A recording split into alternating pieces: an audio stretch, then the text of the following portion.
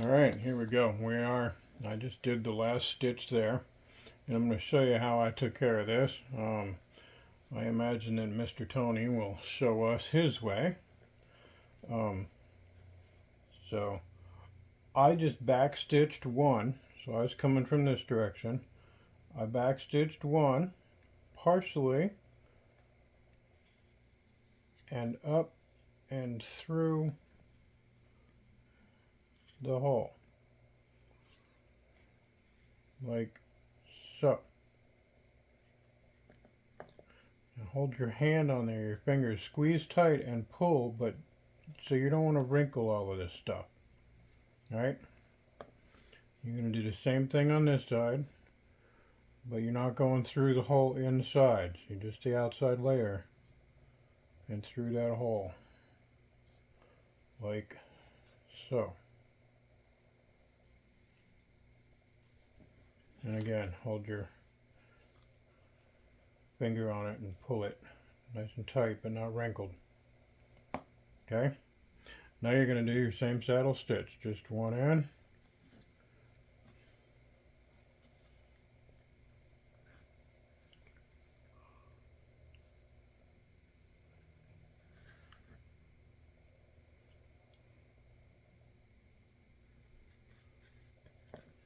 like so.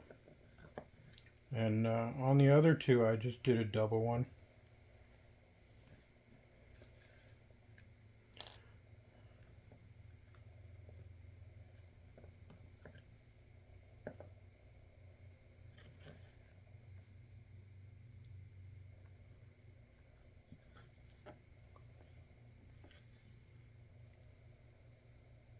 A double finish stitch. Anyway, sorry, double one.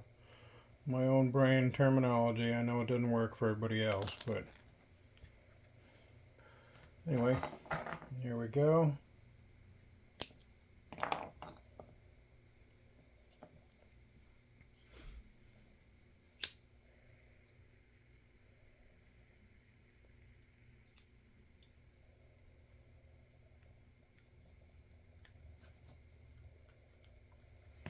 All right, that's that. Okay, so next one